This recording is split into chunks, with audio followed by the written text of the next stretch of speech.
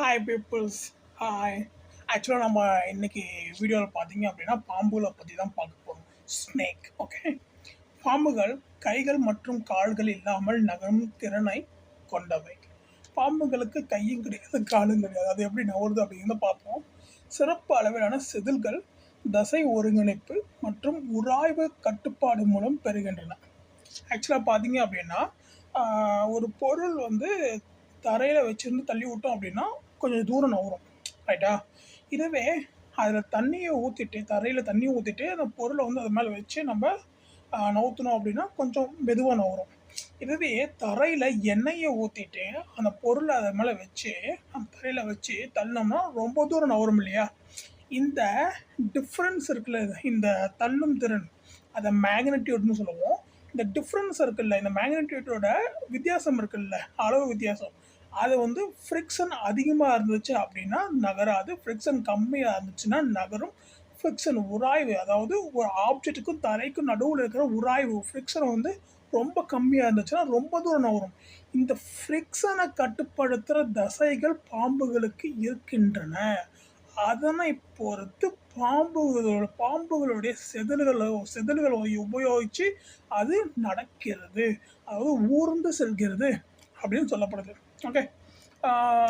திசை சார்ந்த உராய்வு உருவாக்குவதன் மூலம் முன்னோக்கி நகரும் போது குறைந்த எதிர்ப்பு. ஓகே. பாம்புகள் லேட்ரல் ஆண்டுலேஷன், சைடு வைண்டிங் அல்லது கன்சர்டினா இயக்கத்தை பயன்படுத்தி நகர்கின்றன. ஓகே, நான் சொன்னது தான். இவை பொதுவாக சுற்றுப்புற ஒற்றுமையற்ற பகுதிகளுக்கு எதிராக விசை செலுத்த 10,000 முதல் 15,000 தசைகளை பயன்படுத்துகின்றன. ஓகேங்களா?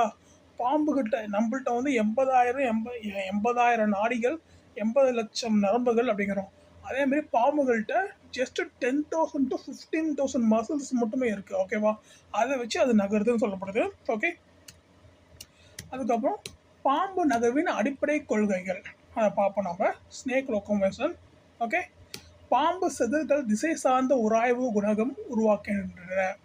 முன்னோக்கி நகரும் போது உராய்வு குறைவாகவும், பின்னோக்கி அல்லது பக்கமாக நகரும் போது அதிகமாகவும் இருக்கும். ஓகே. அதாவது முன்னோக்கி நகரும் போது, ஸ்ட்ரெயிட்டாக ட்ராவல் பண்ணும்போது அதிக ஃப்ரிக்ஷன் இருக்கும். அதுக்கப்புறம் லெஃப்ட்டு ரைட்டு டைரக்ஷன் சேஞ்ச் பண்ணும்போது ஃப்ரிக்ஷன் கம்மியாக இருக்கும். ஓகே.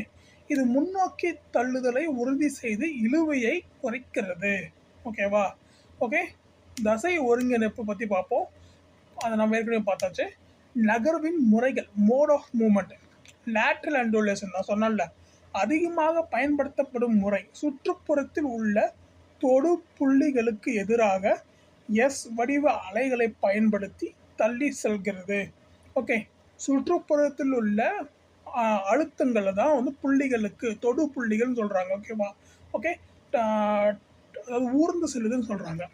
சைடு வைண்டிங் அப்படின்னா மணல் போன்ற இடங்களுக்கு சிறப்பு முறை பாம்பு உடலை உயர்த்தி தொடர்ந்து தரையை தொடாமல் உராய்வு குறைத்து கோணத்தில் நகர்கிறது. அதாவது பார்த்தீங்க அப்படின்னா சைடு வைண்டிங் பக்கவாட்டில் நகரும் போது அதனுடைய ஸ்கின் வந்து எப்படி நகரும் அப்படின்னு தெரிஞ்சிருக்கு. ஒரு பாம்பு பிடிக்கிறவங்க பார்த்தா அப்படின்னா அங்கே பாம்போட ஃபியூரியஸ் கோபத்தை மட்டும் பார்க்குறது இல்லை, அதோட உடலோட கெப்பாசிட்டி, அது எப்படி நகருது அப்படிங்கிறத தெரிஞ்சுக்கிட்டு அதோட வீக்னஸை புரிஞ்சுக்கிட்டு அவங்க செயல்படுறாங்க.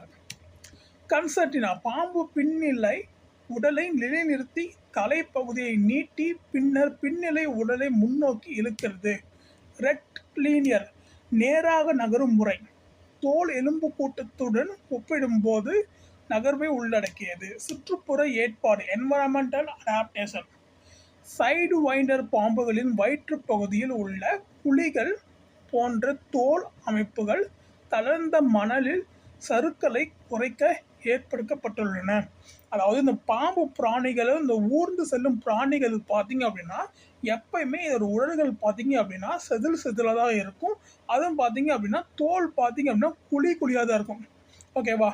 அதாவது நம்ம பைனாக்குலரை எடுத்து ரிவர்ஸில் இப்படி பார்க்குற பைனாக்குலரை இப்படி கமுத்தி முன்னாடி பார்க்குற முன்பக்கத்தை கண்ணுக்கு கொண்டு வந்து நம்ம துணிகளை பார்த்தோம் அப்படின்னா நம்ம துணிகள்கிட்ட இருக்கிற மைக்ரோஸ்கோபிக் எப்படி ஸ்ட்ரெச் ஆயிருக்கு, எப்படி தைக்கப்பட்டிருக்கு அப்படிங்கிறத காட்டும். ஓகேங்களா? இதை வந்து வெளிச்சத்தில் பார்க்கணும். இது கிட்டத்தட்ட ஜூம் லென்ஸ் மாதிரி ஆக்ட் ஆகும். அதில் பார்த்தீங்க அப்படின்னா எப்படி துணிகள் ஒன்று பின்னப்பட்டிருக்கோ அது மாதிரி குழிகள் வந்து அதில் அமைக்கப்பட்டிருக்கு அந்த தோல் அப்படின்னு சொல்கிறாங்க. பாம்பு தோல் பார்த்தீங்க அப்படின்னு தெரியும். வேகமான தாக்குதல்கள் தசைகள் பாம்புகளை 50 முதல் 90 மில்லி செகண்ட் வேகத்தில் தாக்க அனுமதிக்கின்றன.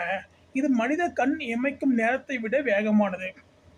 இப்போ நம்ம பஸ்ஸில் போயிட்டுருக்கோம் வைங்களேன், பஸ்ஸில் போயிட்டுருக்கோம். ஓகே, பஸ்ஸில் போயிட்டுருக்கோம்.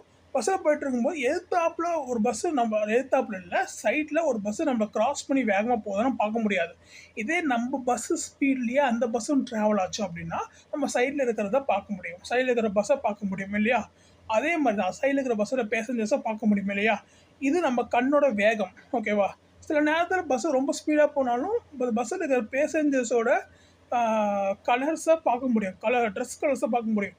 ஆனால் நம்ம கண்ணோட வேகம் வந்து அதுக்கேற்ற மாதிரி மாறிக்கும் இல்லையா?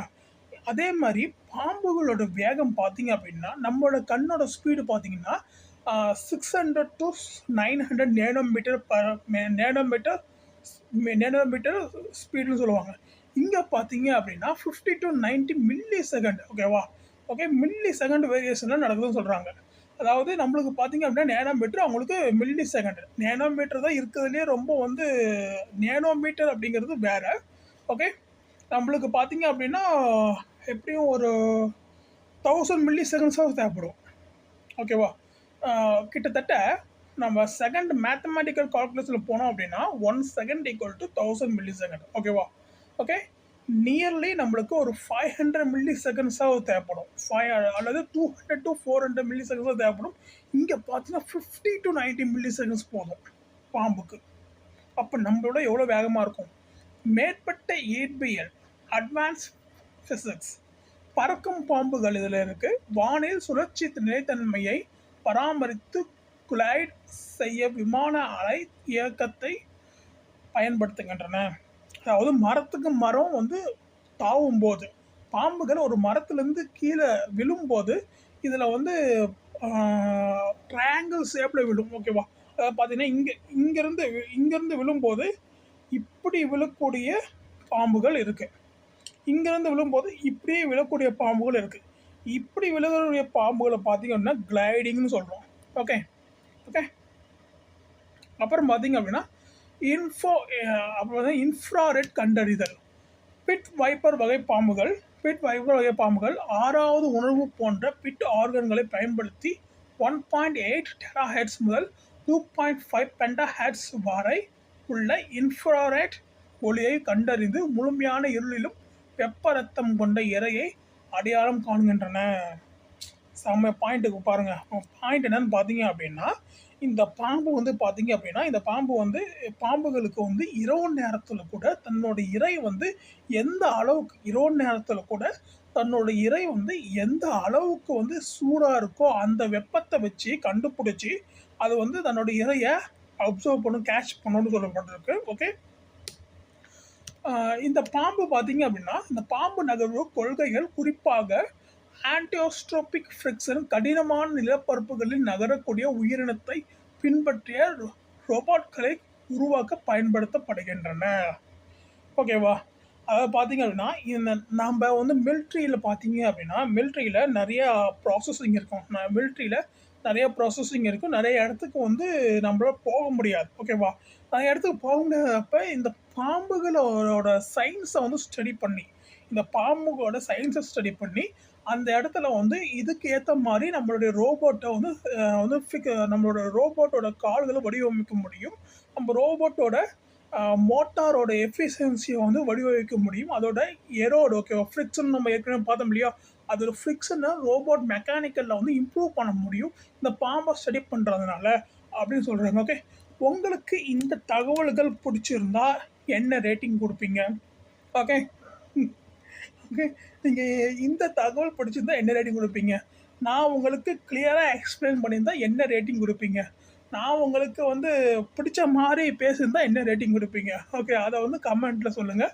அதுக்கப்புறம் please like my channel, share my channel and subscribe my channel. Okay, thank you.